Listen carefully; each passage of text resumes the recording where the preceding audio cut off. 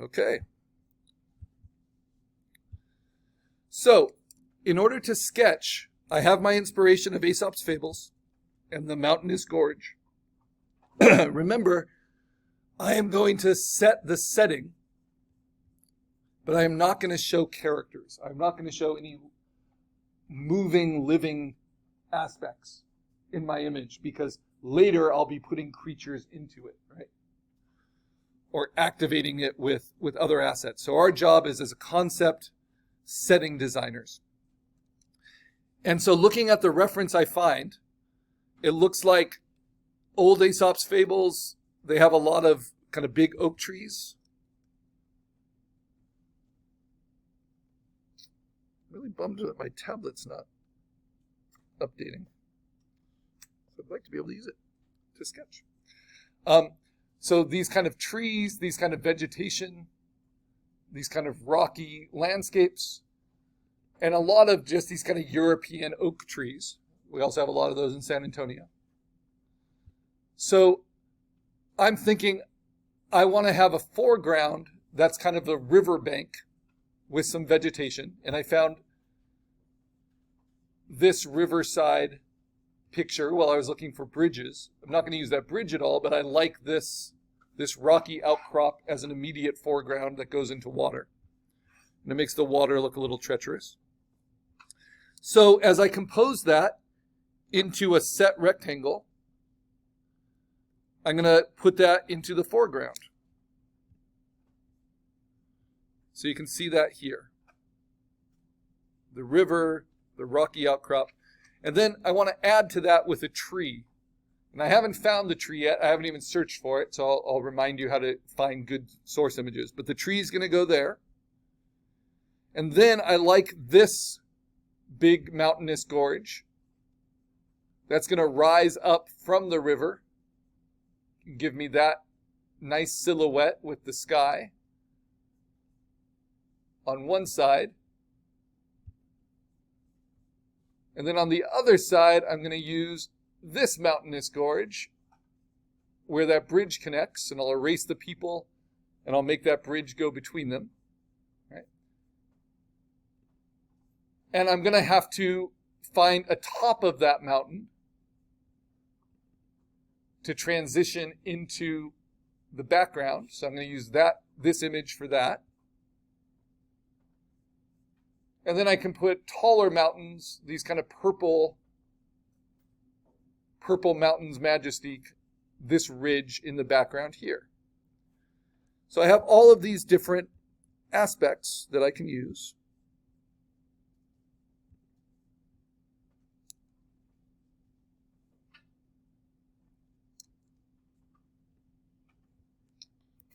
If I can't use my tablet, I'm going to have to make this a lot smaller.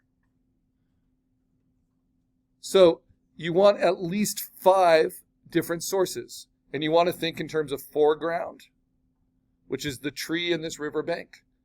Middle ground, which is where all the focus is going to be, which is the bridge and the 2 sides of the mountain gorge. And background. Background are the mountains, and then far background, the sky, whether it's cloudy, whether I put a sun there, a moon there, different planets there, celestial clouds there, whatever it might be. So now the real trick is,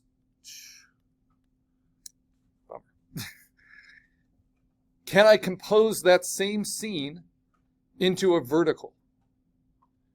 So I'm going to use the same kind of foreground elements, but instead of that reference, maybe I use another reference I find that kind of leads up to it more dramatically.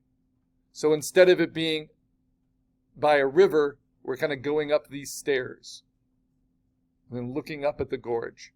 So I'm going to do extreme foreground like this. Boom, boom. And that's number 1. And then the gorges rise up, and I'm going to use this reference again. And then I'm going to use the bridge reference. So this is 2. The bridge is 3. And then the mountains in the background are 4. And then the clouds or the sun or whatever I would want something for this. Maybe I put a cloudy sun to show depth, right? But what is this missing? It's missing the tree. And where would the tree help? Well, if I put it in the extreme foreground, it's going to cover up my bridge. So maybe I put kind of tree forms in the middle ground, right? And then I get to ask myself, well, which one seems more effective? And I can do more targeted thumbnails, but in the interest of time in the demo, like this one's going to work. So I'm going to save this, and I'm just going to save it as a JPEG. Just like when you sketch, you want to take a picture of that sketch or save it as a JPEG, and you want to send it to your computer so you can put it into Canvas, like right away. Right, so I'm going to save it as a copy, as a JPEG, so that I can post it to Canvas.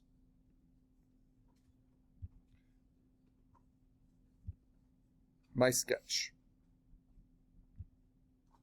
All right, and then I can always save my PSD so it's updated. So this is my first orange element, the one I'm going to submit. So I'm going to go ahead and submit that underneath my description of my concept, which can just be very short, but it's helpful. And then I'm going to shrink it to fit no more than 4 times the size of my name, but at least double the size of my name, so maybe something like that. All right, so now I have a direction.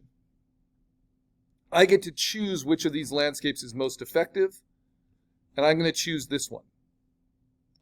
Now the real project begins. Just like we've done in compositing before, our first step is to create our pixel dimensions, the space, so that when we bring pixels in, they are printable quality. So to do that, I am actually going to use my rulers, which you can hit Command R to turn on if they're not there. And I'm going to use my Move tool. And we're going to use it in a new way. We're going to create what are called guides in Photoshop.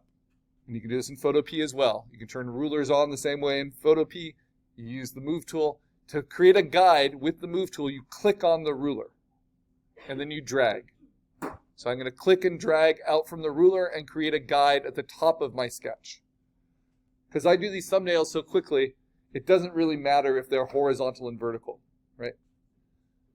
Then I'm going to click on the ruler for the vertical side and bring that over. And then click and bring another one over. Click and drag.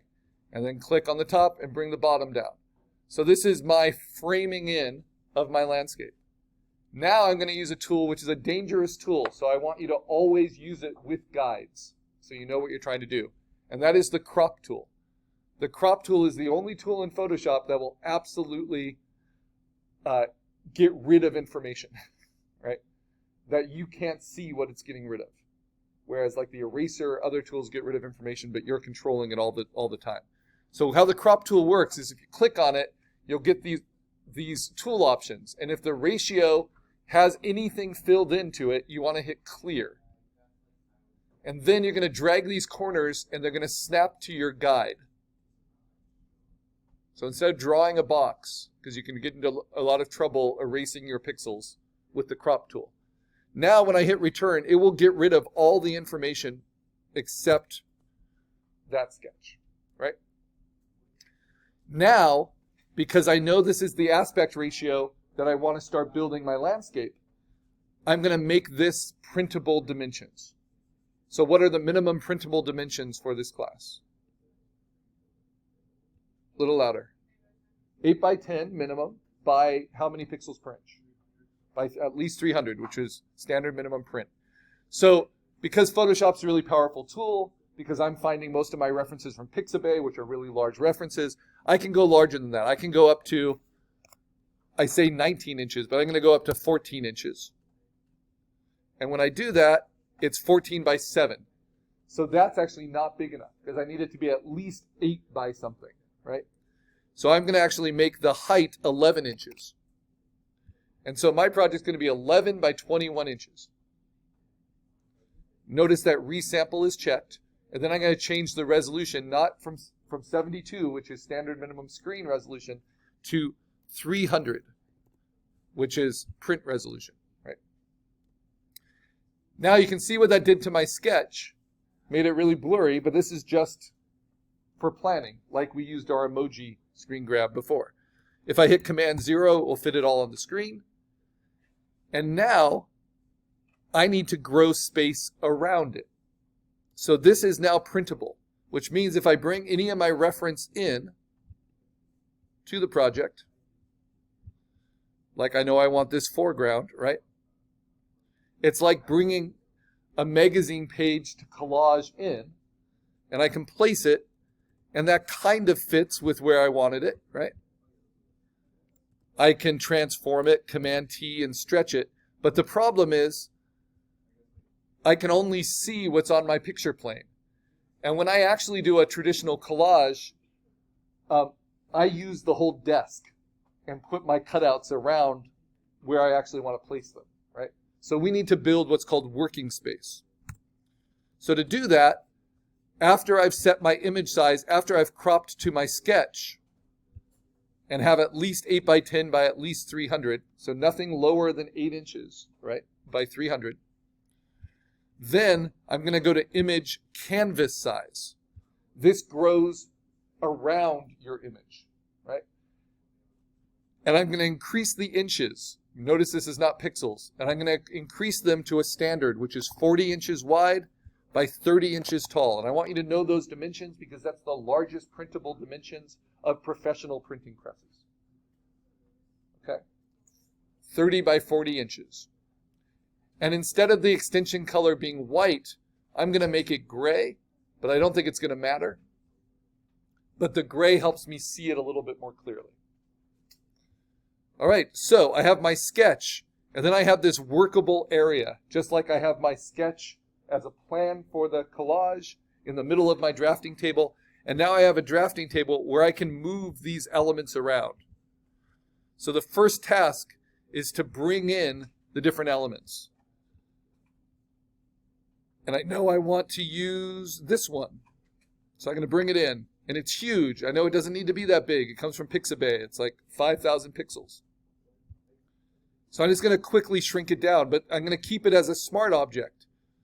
So if I need to make it bigger, it will still be perfect resolution. I'm just placing them for now. So this one goes here. This one goes there. I need a tree. Let's go find a tree. So I go to Pixabay, which is linked in the assignment, but you'll soon get used to it. I'm going to sign in just with my Gmail to make sure I am able to download the largest possible, but you can always download the second largest even without signing in. And I'm going to look for a gnarly tree, like we see all the time in Aesop's Fables illustrations.